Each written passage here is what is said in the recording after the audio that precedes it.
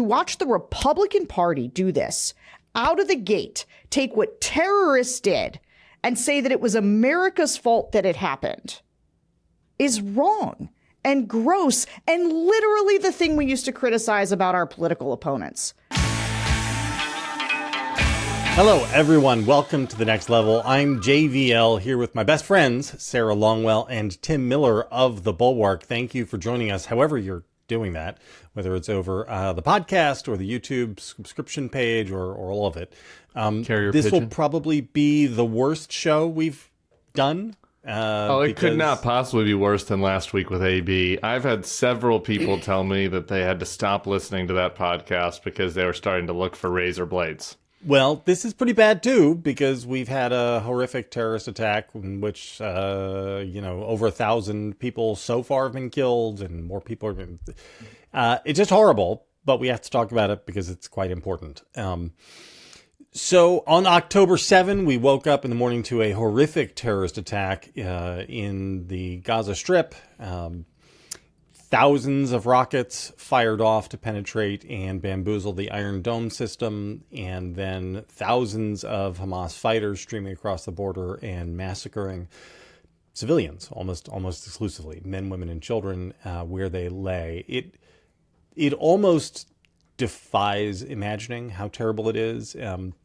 This really is Israel's 9/11. There was only one good thing that I've read in all of this, which is The Atlantic had an interview with a guy. Did you guys see this? Yeah. A guy who spent the entire thing in the safe room in his kibbutz. Here are things, the way people live. This guy lives with his young family on a kibbutz right next to the border. And the way these houses are constructed is they all have safe rooms to shield them from rocket attacks. And the safe rooms are where the children sleep. The safe rooms are always your children's bedroom, so that they will be... I just can't imagine living life like that. Anyway, but this guy, he's locked in the safe room for like 10 hours, calls his father, who is a retired Israeli general in Tel Aviv. And this grandfather and his wife, the grandmom, hop in their car and just drive down to go and save their son and his family and their grandkids. It's an unbelievable story. Am I right? It was Yair Rosenberg had this in the Atlantic. I think that's it. Anyway, we'll put it in the show notes. That's the only thing that I've read in all of this that left me not feeling broken. But it's important because this is a big moment. The unimaginability of it is so key, right? Like for me, it was like almost hard to mourn for for a little while. The way that, like, for whatever reason, unfortunately, we've gotten used enough to school shootings that they like hit you, and and there's like a grieving and mourning process. But it's like just the scale of the death. There's a music festival, mass death, the death in people's homes. I like the images of bloody cribs in kids' bedrooms, and then the knowledge of still yet unknown, really, like number of hostages. Too. Like the hostage taking is like out of a movie. Element that we're not used to, right? Like there is no 9/11 hostage analog to that, right? Because that the horror then becomes ongoing, right? So it's going to be very bad. Israel is going to go to war against Hamas. This is going to be an invasion of Gaza. Gaza is a very densely populated bit of land, and there are going to be many, many, many civilian casualties there. It's going to be horrific. There isn't a lot to say about the horror, I don't think, but we can talk about the broader implications. I have one thing to say about the horror. Please, go ahead. Which is, there's the scale of the life that's been lost, but the cruelty... So I was thinking... I sort of haven't been able to stop thinking about this babies, the thing with the babies, where they killed 40 babies. And then there's like a mini fight about, well, did they behead all the babies or did they just behead some of them? Like, it's too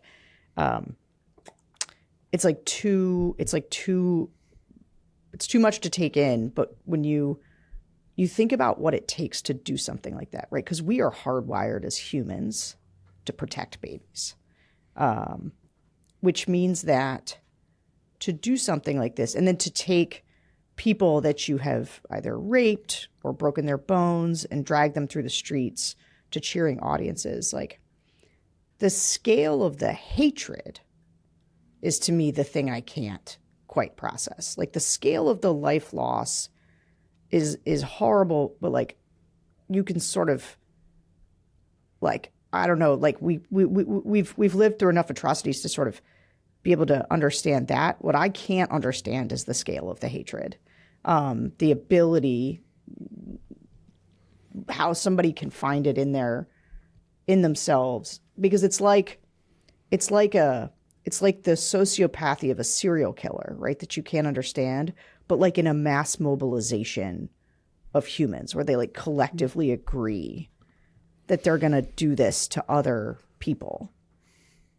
There's ties to the other thing. It's the dehumanization of Jews. I mean, that's what it is. I mean, it's the view of Jews as non-human, and so it takes it out of the context of how you would deal with humans or how you would act inherently as a human to protect a baby. It's because you don't see the baby as human. There is a very significant American cultural difference about this, which is like our approach to history here.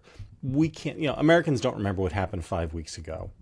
We view Jim Crow, which was like, Condoleezza Rice was a target of Jim Crow. We view that as something that happened 5,000 years ago. But you go to other cultures in other parts of the world, and history is much more alive and vibrant to them. And the Middle East is one of those parts of the world where, like, history is important and people carry around, grievances and grudges for... None of this is meant as judgment, but just to explain why I think Americans have such a hard time processing so much of this stuff, because our culture is so, forward-looking, immediate. What happened yesterday is gone, and who cares about it? And it gives us a blind spot, I think, for looking at and analyzing other parts of the world sometimes. Maybe. So let's start with the U.S. response. I'm in the process of writing for Wednesday my newsletter, saying that I think Joe Biden has handled this from the American end about as well as we would want any American president to do so. Let me just give you guys a quick rundown here. Within hours of his first briefing, early Saturday morning, Biden is on the phone with the Israeli Prime Minister, Benjamin Netanyahu, who he has not been friendly with. But for good reason. Aside, he tells Netanyahu that we will provide Israel with whatever is needed. He is then all through that morning in constant contact with the NatSec team, speaks with King Abdullah of Jordan, has 28 conversations with various leaders and sources in and around the region over the next 24 hours or so. The very next day, dispatches the USS Gerald R. Ford carrier battle group to the Eastern Mediterranean to try to send a message to Iran and others to keep a lid on things. On October 9, puts out a statement in which he fully supports Israel and says nothing about whether or not, nothing about restraint or, basically leading to de-escalation, right, into that. And then yesterday, October 10th, makes a really extraordinary speech. And I won't even start quoting it, but people are already saying the most pro-Israeli speech of any sitting U.S. president since Truman in the founding of Israel. And I don't know if you guys had the chance to watch it. It was absolutely extraordinary. And by far, I think his best thing speech he's given as Not a president. I think that on all accounts, just presentation, he didn't have his soft elderly voice, right? And there was a forcefulness to it. There's also a genuineness, right? You could see a lot of times it definitely feels like he is on intentionally on message, right? Scripted is maybe the word I'm looking for. And this was obviously scripted, but it felt very personal. You could see, the emotion in it, the forcefulness, the willingness to buck, the left and I know we'll talk about this more in details, but some elements of the left, right? The ability to do it explicitly, to give that forceful speech, and then to have his press secretary just within hours of that, or maybe even within the hour of that, explicitly criticize Tlaib and Omar by name. I just thought like there was a period of an hour where it was like the administration is making abundantly clear like where Joe Biden is on this. So the world is clear, so that there is no question. And I think that took, a little bit of political courage, but also I think was just very important for him to do, and something that a lot of us have been wanting from him, right? Like show us that passion. It's been something that's been kind of missing, right? He has this reputation as being empathetic. He's like so good at eulogizing, right? And it's like that has felt missing at times from his public persona. And so, I just thought it was really moving and I thought important. And here are, I'm going to turn it over to you, Sarah. Here are a handful of things he did not do. He did not tweet out any threats. He did not call anybody dogs. He did not alienate any of our allies. He did not endorse war crimes in retaliation. And in fact, he talked specifically about, one of the things that makes countries like Israel and America better is that we do act within the laws of war. That was really important, by the way. He did not criticize any of his domestic political opponents, most of whom rushed out to take shots at him. Tim Scott said that Joe Biden has blood on his hands. Tim Scott, who's the good Republican. Biden just assumes that America is unified, basically, and his only real criticism was for the handful of democratic socialist leftist types who have been very bad at this. That's where his criticism was for, not for Republicans. And Sarah, for people like us, and I don't know how this plays with the rest, but for people like us, does it get better than that at the presidential level? Is there anything missing that we would have asked for on our wish list for a president's reaction to a crisis like this? I mean, more.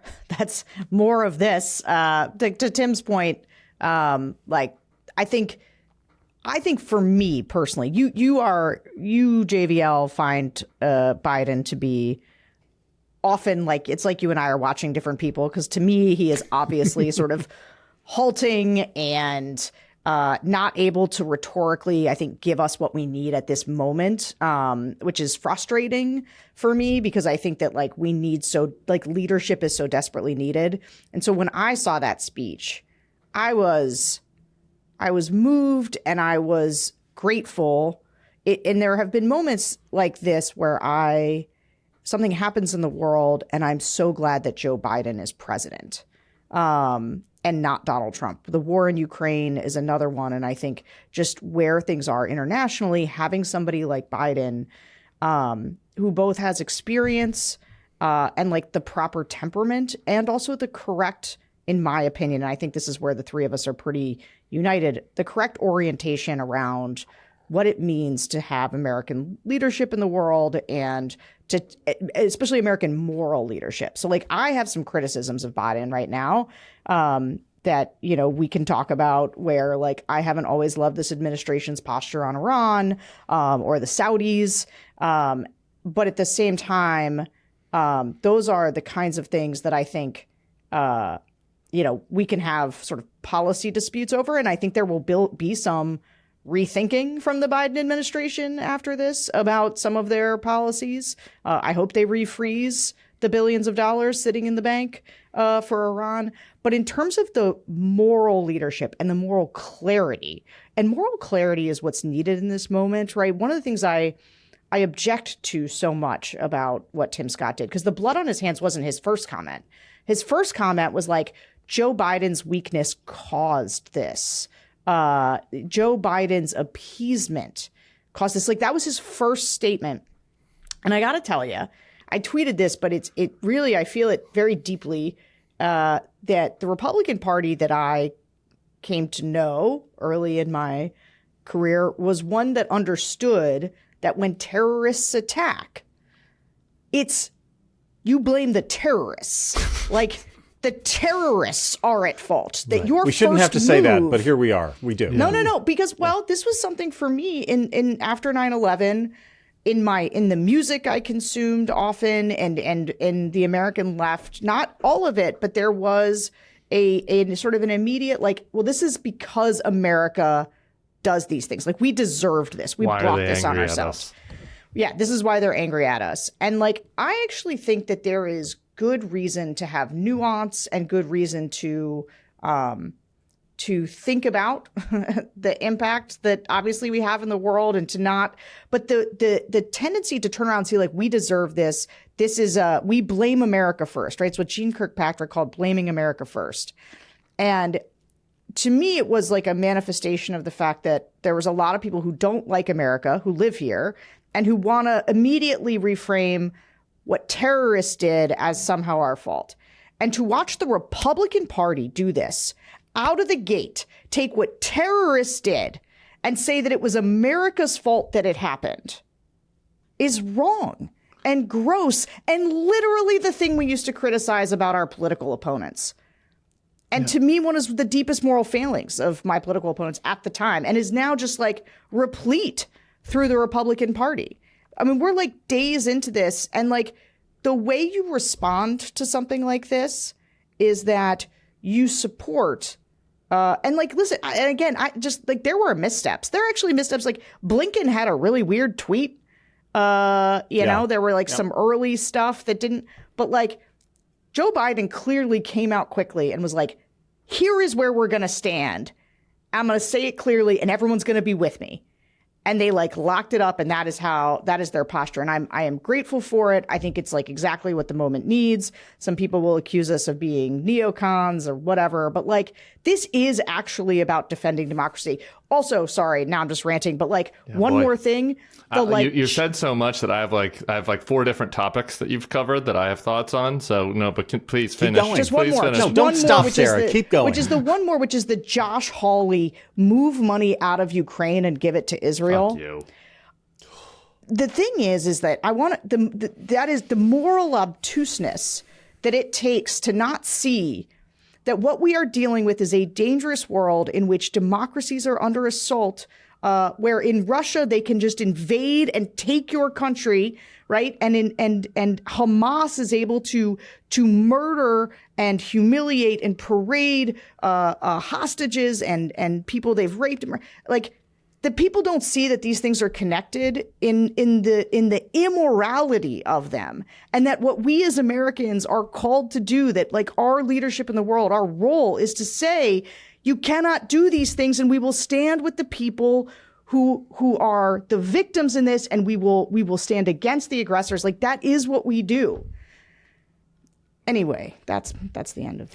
I mean, that. In Josh Hawley's defense, at least he isn't taking the Nick Fuentes, Andrew Tate line, which is that Hamas is good, actually.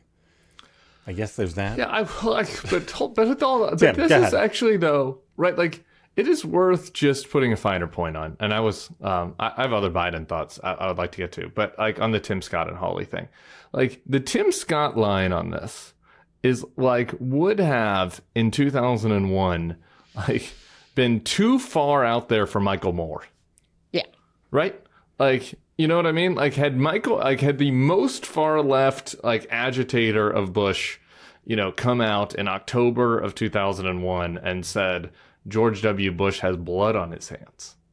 Like, there would have been widespread condemnation of that notion, right? Like, no matter what you thought about, you know, of course, sure, like, more things, you know what I mean? You can get into the policy implications of this, but the idea that George Bush is in league somehow, or is at the same level, or has some involvement with, you know, the actions of a terrorist group that would just smash a plane into a building and kill mothers and daughters and sons, and you know, that Joe Biden would at some level have the same blood on his hands that the guy that beheaded the baby has.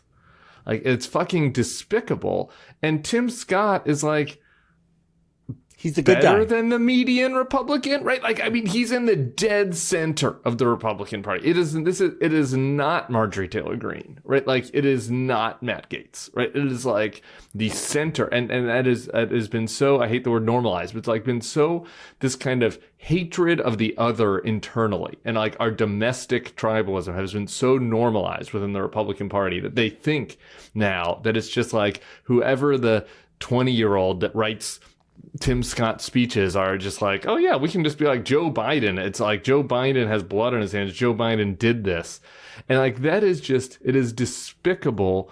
And it, in addition to just being absurd, you know, right before this, I interviewed a guy who's in Israel for the Sunday podcast. And it's like the notion that people in Israel would look at this and be like, you know, who has a little bit of blood on their hands? Joe Biden.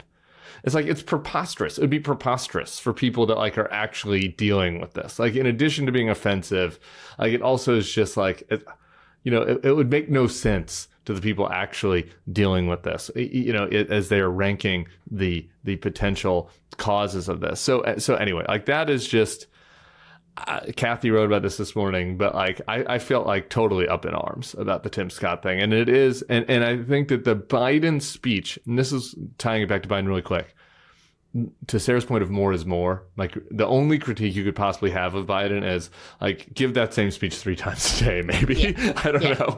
Like, give it during interviews, go out there, because just put the mirror up to these fucking Republicans and say, I do not make it possible for them to say that. Just say, like, make them look ridiculous with your seriousness, your sobriety, your passion, in defense of Israel, to the point that finally it did break through yesterday afternoon. I did notice, I mean, they're good folks, our friends at Commentary, JPod, complimented this. That Commentary's been no friend to Biden.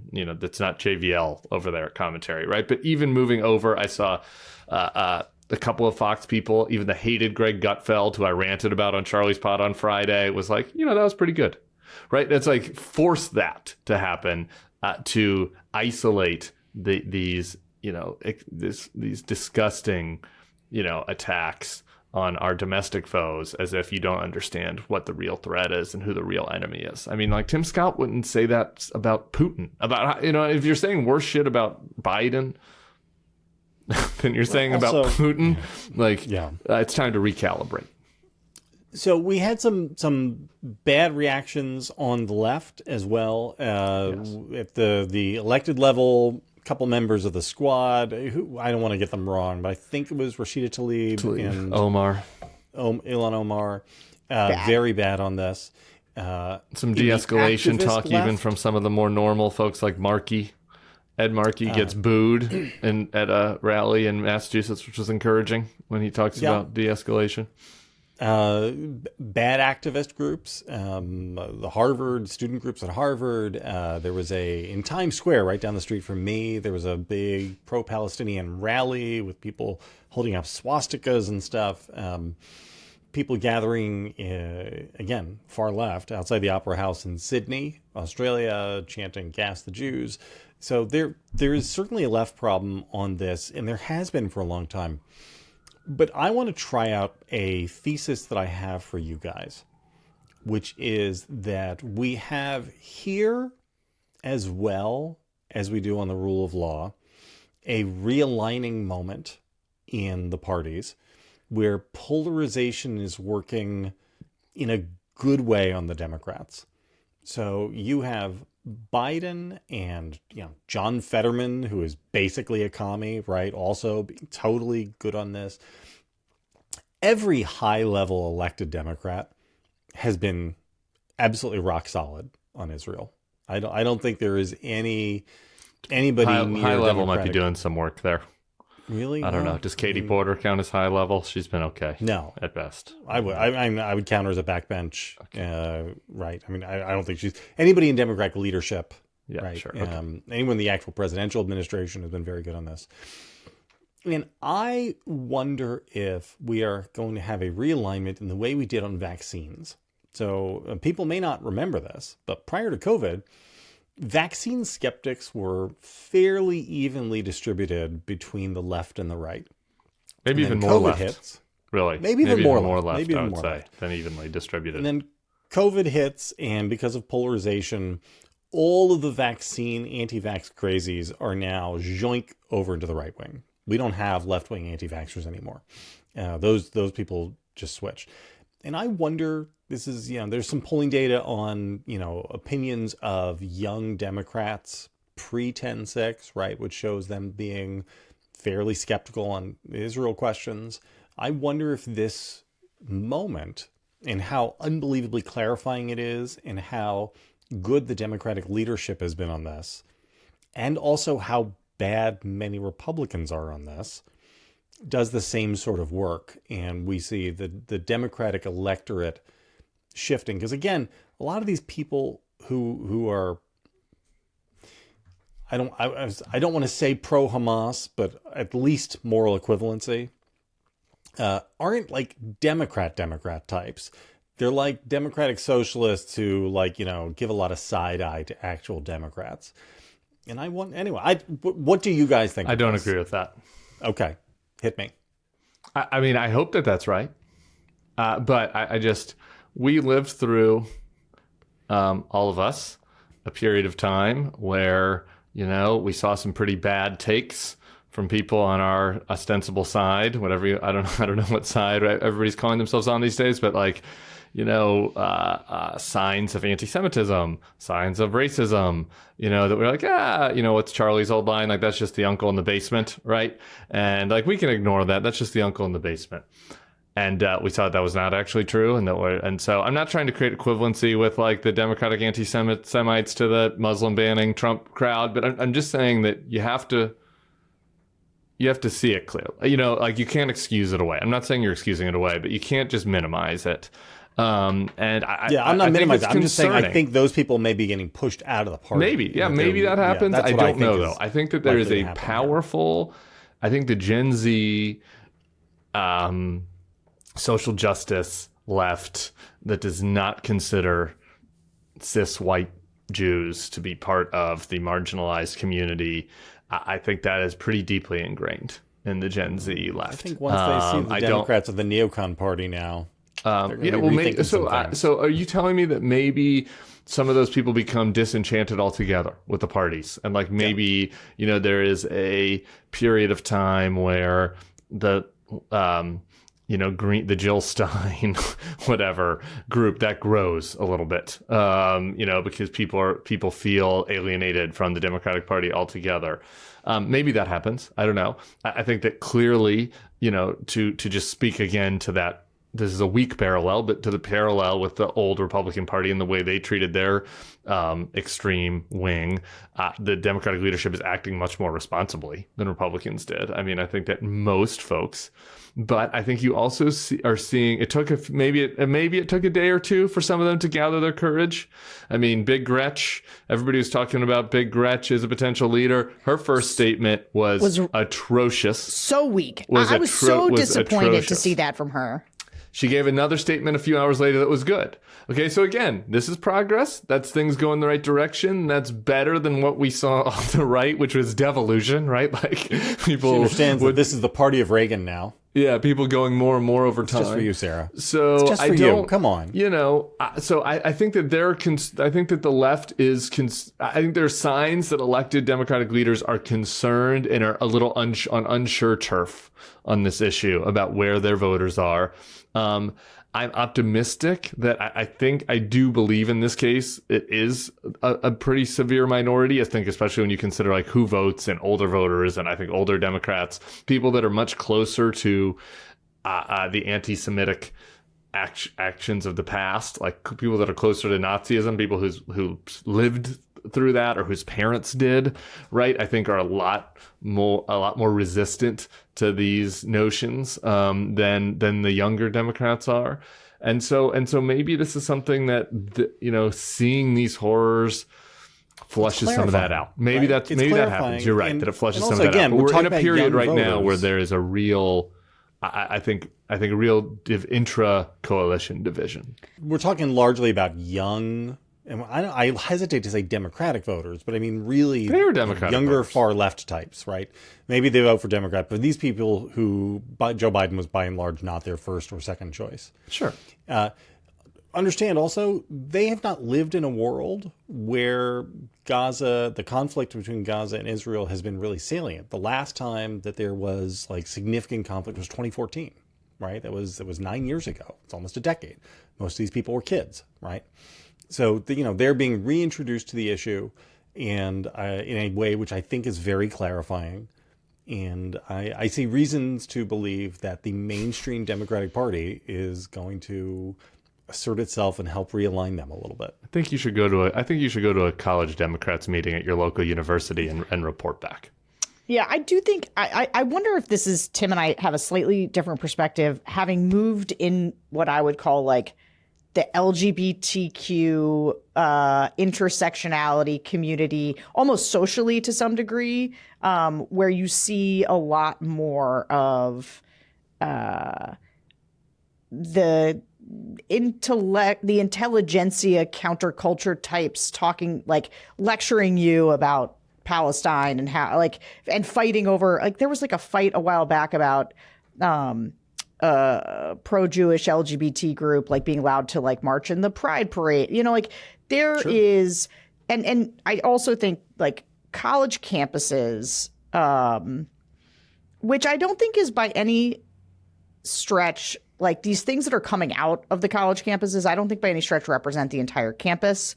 And I think we should be careful about painting with a broad brush, because I do know one of the problems with the social media environment we live in is that the loudest voices get the most attention. And so it gets really hard to cut through and understand what is the majority opinion versus what is the like majority of crap we get hit with and see, right? And so we're seeing all these statements come out from these groups on these college campuses. And I'm like, does the NYU Bar Association, Democratic Bar Association, does that have like 6 people in it? I don't know. Right. Like how many people does it actually represent? I will say, though, there is, I think, and I think we saw this since like that Blinken statement that got deleted, is that there is going to be like a desire on the left, like part of their internal whatever is going to like kick out to be like, but wait, before we go condemning anyone, we need to understand. And like, actually, this is like where I think Joe Biden is showing tremendous leadership, is that in this moment, there is no justification for what Hamas is doing. This is not the same thing as a discussion even around Palestinian two-state. Like, this is unequivocal. You don't have to say but in this scenario. You just say Hamas, you condemn. The world must come together, a moment for moral clarity. And I think, let's not even get to the fact that there are, and again, I don't think they represent like the mainstream Democratic Party, but they are part of the Democratic Party. And I think it's actually, I don't know if this is exactly right. I'm thinking through this, so just don't yell at me. But like, to me, it feels a little bit like the defund the police, which was like a real thing. Like it was real, but it still represented like very much a minority position. Like normie Democrats do not think anybody should go around defunding the police, but like it's enough of a movement-ish to say like it has a foothold strain in the Democratic Party. And I think that's, again, Biden's leadership matters a great deal, because I do think it can correct against, like it can push sort of right-thinking people to just have like clarity about this moment and to isolate some of those people. But I also think you've got to show more than, this is when I say more, Biden, more. It's not just Biden, but like I know there's a lot of responsible Democrats right now, and they should call out Tlaib. Like they should call out Omar on this. They should isolate them. Biden did, and other Democrats should too. But by the way, he should get, I was literally having dinner, hello, listener, with a listener of this podcast who's a little more right than us, let's just say, this week, and was offering their complaints about Biden and saying like, give me the Sister Soldier moment. Give me the Sister Soldier moment. And then like 24 hours later, I was like, here it is. Here is the White House press secretary. The White House press secretary. Like, is there an equivalent example of, I mean, I guess like Mitt, right? But like, but then he's a backbench senator when that's happening, right? Like this is from behind the podium naming Tlaib and Omar, like by name, and saying, I forget, I don't have the exact quote in front of me, that is outrageous what they put out, attacking the victim in this case. Like that is not nothing, and I think that and I think it breaks a lot of assumptions about this White House, that they were too intimidated by the far left, too scared by the far left, and so I think that's all good, and I think that the reality is I think the reality is that this is an issue that we don't know. Like, we're gonna have to see how this plays out. Like, is it 10% of the Democratic Party that is Hamas curious? Is it 20%? Like, we don't know. Like, right? Can Tlaib lose a primary? Can Tlaib win a primary? Or will people challenge her? Like, we just know. Or maybe not. Maybe Hamas curious is too much. Yeah, but you know what I mean. I would not say Hamas curious. but I would like, say that there's this strain that's more like so anti-Israel that That's right. that there's a thought inside them that like, maybe they do need to be overthrown. Maybe the colonizers do need, maybe it's something, maybe they do need to be, right? Like what percentage of people have that thought in their head? And I do think that it's important and now this isn't the moment for this, but as you move forward, that for for there to be models of liberal leaders who are like, Bibi sucks.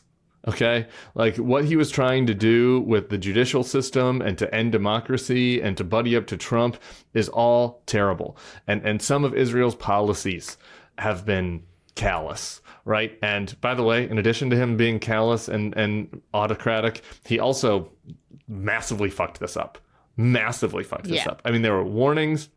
He's Mr. Security. Like, there's old press conferences of him standing next to his wall, his high-tech wall, bragging about how nobody can get through, and then terrorists make it through, and there's hours and upon hours where innocents are being slaughtered, where nobody gets sent to defend them. How do you fuck up that bad? Like, it is just it's just almost unimaginable how bad this grew up is. So I think that there is room for liberals to model and say, this is not about blind support for Israel or Bibi or all of their policies. Like, we can criticize, you can say that you need human rights, but you also have to be clear-eyed that this ideology, this anti-Semitic terrorist ideology, is wrong and must be, maybe, I don't know if eradicated is the right word, but must be fought against aggressively. Neutralized? Neutralized is maybe a better word. Okay, let's move on. The only other topic worth talking about is the speaker's race. We had a candidate forum for the House Speaker race last night, in which Steve Scalise and Jim Jordan went out there to press the flesh and shake babies and kiss hands, and the takeaway seems to have been like, nobody's really impressed. We have the one hot nugget, I think, was Ken Buck asked them who won the 2020 election, and both of them equivocated. We're like, well, it's very hard to say, and it's a lot of weird things happened. If one of them said Donald Trump, honestly, it would have been better. It's almost more embarrassing to equivocate than to just say Donald Trump won. Like, just own your bullshit if you're gonna be a bullshitter. But it's really mind-boggling to think we're in this situation. I mean, who was out there? Ari Fleischer is out there tweeting, "Where's Biden?" yesterday. And it's like, where is the minority party? Like, the minority party can't even produce a leader. Like, we're in the middle of these crises, ongoing crises, and one of the, and one house of Congress cannot do anything, cannot act. Like, is unable to provide money and support. Like, we have multiple ambassadors that we don't have. We have high-ranking military folks that are unfilled. What if part of the Hamas plan was to also, at the same time try to distract America by having an attack here, or even that's not insane to think that could be possible. And we have huge vacancies in important positions because one party is so incompetent and so unable to govern that they can't even produce from within their ranks somebody that can lead, and that the number one contender that we think we might end up with Jim Jordan as like a conspiracy-addled lunatic. And like, that's who we're going to turn to. In this time of crisis, in this serious time, the Republicans, the normal Republicans are like, Joe Biden has blood on his hands, and I'm going to turn to the guy that covered up wrestling rapes, like who is a conspiracist, who was one of the leaders of the Stop the Steal movement. Like, that is who they're turning to right now in this moment. I mean, it is really gobsmacking. Yeah. So instead, they're in a closed door session as we tape. And we won't know how they're in the room where it's going to happen, or actually probably where it's not going to happen. It's probably not going to happen. It's not going to happen. Like, these guys it's going to vote a million times. And honestly, like, 6 of the moderates should just go make Hakeem Jeffries speaker. Like, I know make one of themselves speaker. Really. Yeah, make one of them. Make a deal. Make a deal for a coalition government. I know it's fantasy politics. Huh? You get a portrait. If you make yourself speaker, you get a portrait. Don just Bacon, like Kevin. Can you hear me? Like, I just this look, the reason that the Democrats didn't stand up for Kevin, which, by the way, even with they had no reason to. Kevin didn't ask them. He didn't try to do anything. He didn't try to be in coalition with them. Don Bacon or one of the other Lawler. I mean, I know Lawlers, they're all mad at the Democrats because they want to blame them instead of like actually looking inward at the absolute shit show that is their own party. But like, go build a coalition with the Democrats, make some deals, and work with, the 50 to 60 really normal Republicans, which no longer includes Nancy Mace, by the way, who's just out of her mind. Did you say 50 or 60? 50 or 60? Yeah. Okay. I know. Aspirational. It might be aspirational. I'm just trying to think about. This is what I was thinking. Actually, you guys tell me what you think about this.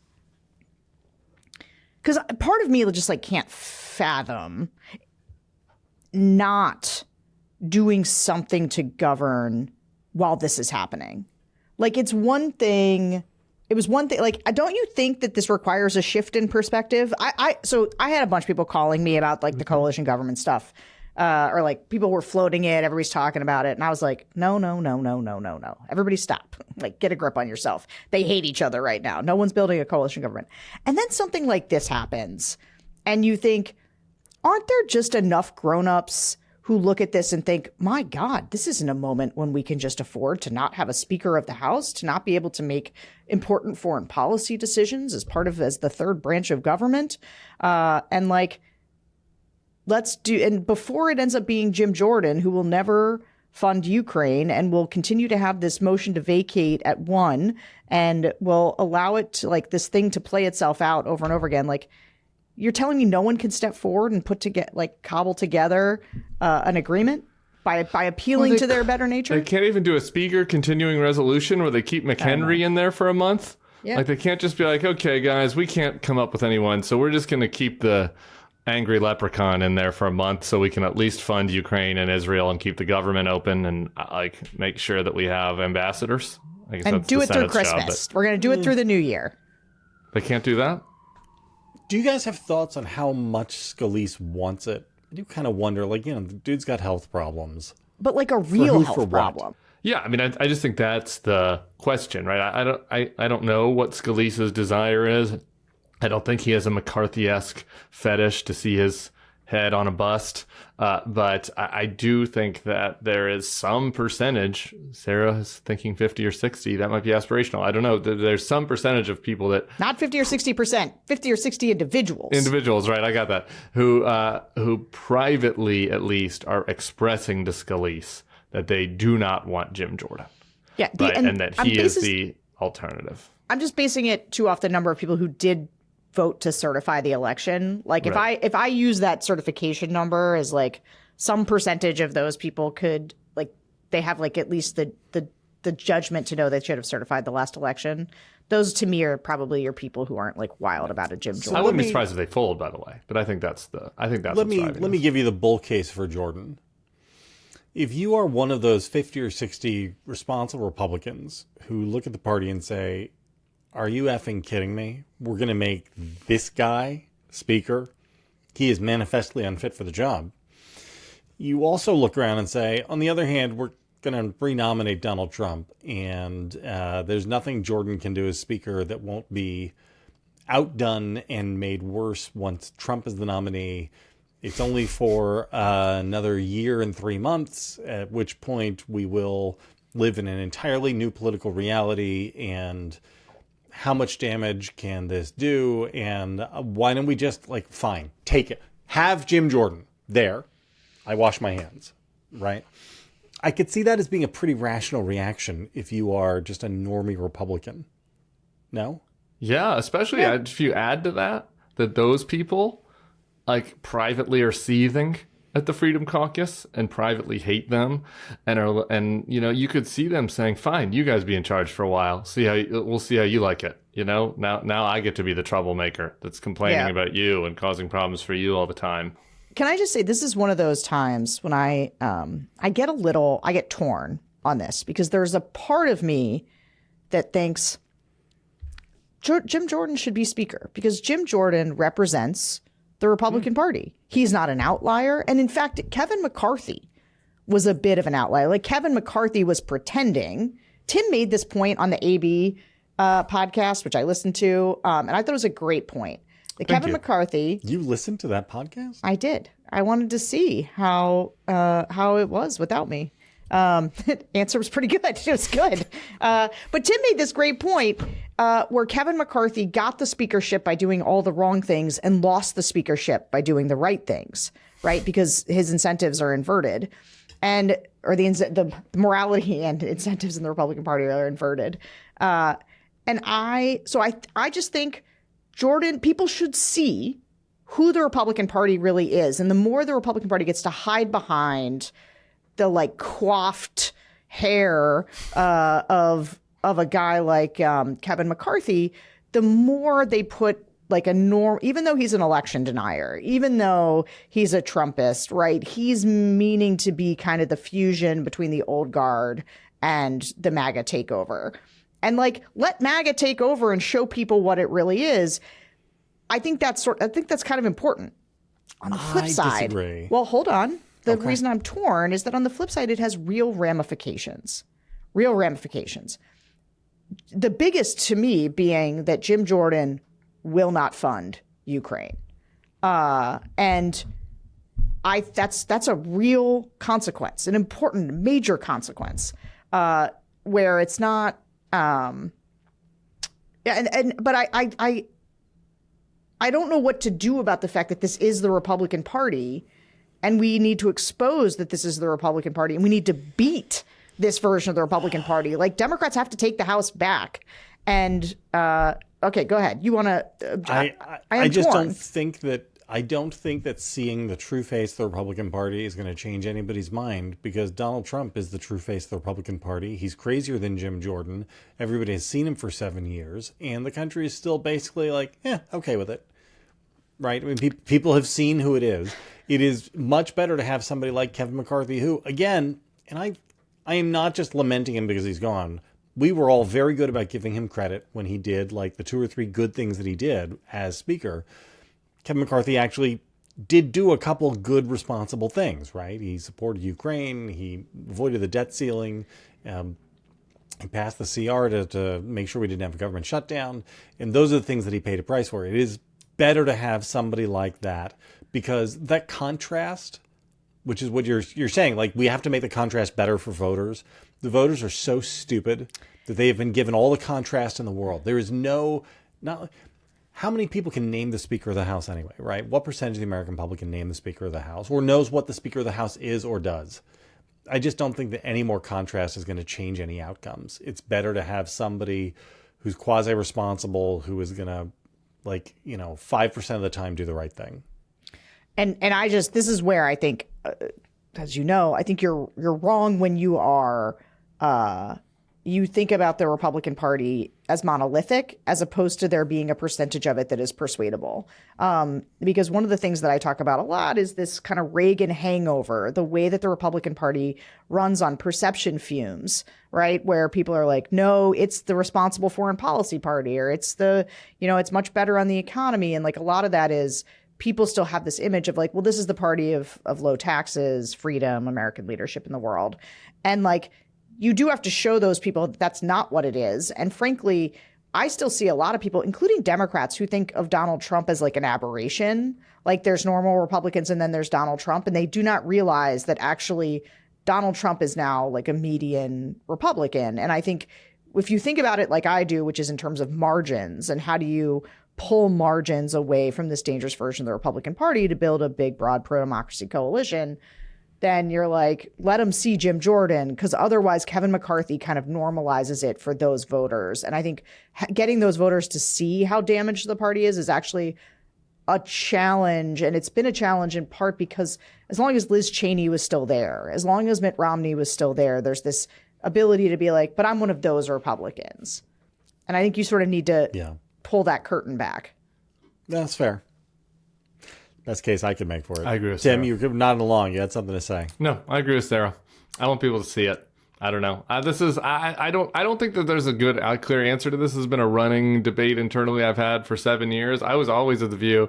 I was like, I think that Corey Lewandowski should have been Donald Trump's chief of staff, and Laura Ingraham should have been his, Secretary of State, and we should have just ripped the Band-Aid off as quickly as possible. Many people lecture me about how irresponsible that is and how lives would have been, but like maybe we wouldn't be here. I don't know. We don't know. Like it's a counterfactual, but anyway, Kevin McCarthy's gone, and I don't see like a meaningful difference. I guess, is Steve Scalise going to if you came to me and like the options are Jim Jordan and no Ukraine funding or Steve Scalise and Ukraine funding, I guess I would say Steve Scalise. But like beyond that, like he's not any fucking different, right?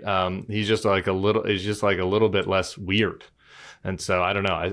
I do see that there could be a marginal advantage to letting the creepy and weird. And if this party determines in 2013, in the face of this horrific terrorist attack in Israel, in the face of Russia invading Ukraine, that they want to put forth like the two biggest buffoons in the entire party as their presidential nominee and as their congressional leader, then like, okay, then let's fucking see it. Let's ride it out, I guess. And if the people want that, then I don't know. I really, there's some, I've been looking at property in Uruguay. So now you're talking my language, because that's what the people are going to see. And that's what they're going to ask for. Got to stay and fight, folks. Sorry. This is ours. Guys, good, not a good show, a very depressing show, a very dark show, but a useful show. So Can I tell you a story? Can I tell you a story that'll cheer you up? Is it happy? Please make it happy. It's kind of happy. So Tim just invoked Laura Ingraham, and I was at a conference recently, and Laura Ingraham spoke just before me, and she what lied. sort of conference has her and you? I'm not going to go into it, but I'm just going to say that it was. That's a very strange lineup. It was meant to represent like a range of views, and so she was there, and the audience was just incredibly polite to her, and I was like sitting listening to her, just like twitching in my seat as she proceeded to say things like, some of the worst things were like, that the news, that she was just reflecting back the anger that exists, right? She's just there as like a vessel, right? Reflecting it back. That was one. Two, that like the news shouldn't be boring. Like you don't watch, like why do you tune in to watch Taylor Swift at the football game? And it's like, 'cause it's entertaining. And so like, she's not going to do boring news, whatever. So I was up next. And like, I was kind of on a panel and like, we were kind of having a mishmash conversation that I didn't really think was going anywhere. So I was just like, you know what I'm going to talk about? I would like to talk about what Laura Ingraham just said. And what did you say? Well, that just because we want to respect other people's views does not mean we have to sit and be gaslit and lied to by Laura Ingraham. And that the news is actually what we do to get information to make good choices about our democracy. I hit the guy hosting the panel like I was, flailing my arms around, getting all worked up. And I was like, it's not entertainment. News is not entertainment. It's different. It's a different thing. You don't compare them. Anyway, I lost my mind and went on quite a rant. And then... And the audience, I scratched an itch for that audience. The audience was they needed somebody to have expressed that what we just heard from Laura Ingraham was like a load of garbage. Did they slow clap and then one at a time start standing up? No. So then the next thing that happens, like the weirdest stream you've ever had, you're just up on stage. It's like 9:30 at night. You just ranted about Laura Ingraham. The audience is with you, and then all of a sudden, Rainn Wilson just comes on stage. Dwight from The Office. He's next. And Dwight from The Office is like, you guys and your politics, it is just the whole political enterprise is untoward. And, you know, it's we should be spiritual and whatever. And he was just like so I lost my mind a second time. But this time it was on Dwight from The Office, and it was like... At him? On stage? It was like in the general direction of the people I was on stage with. Yeah, it was about the idea that politics is inherently like evil and dirty, like is wrong. Okay. And first of all, politics is like the civic thing that we do together to decide how we are going to be governed. Like he came up afterwards, after the program, and he gave me a big hug. It was very nice, gave me a big hug, but then proceeded to tell me that the way that we should elect our leaders is that we should have everybody in America write down on like a piece of paper who they think should be president. He was like, who do you think would win then? And I was like, I don't know, Oprah. And he was like, well, then wouldn't she make a better president than Joe Biden or Donald Trump? I was like, she's not running for president. You can't conscript people into service. Also, what you just described is a secret ballot. And like, then what people would do who are on the secret ballot is like they'd raise some money, you know, and then like pretty soon they'd form a coalition, and pretty soon you'd have political parties spending a lot of money. Like I just wanted to scream at everyone. Congratulations, you invented American democracy, Rainn. You are the best of us, Sarah, and I'm happy that you hugged Rainn Wilson and that you had this moment of zen with him. But I do not want to insult whoever invited Laura Ingraham to this weird event that you were at. But I gotta fucking say, like, these people should be banished from society. Laura Ingraham, I hate this idea that we need a range of views and that we need a responsible crowd of Laura Ingraham, and that Rainn Wilson could come on stage after hearing from Laura Ingraham and then you and doing a pox on both their houses speech.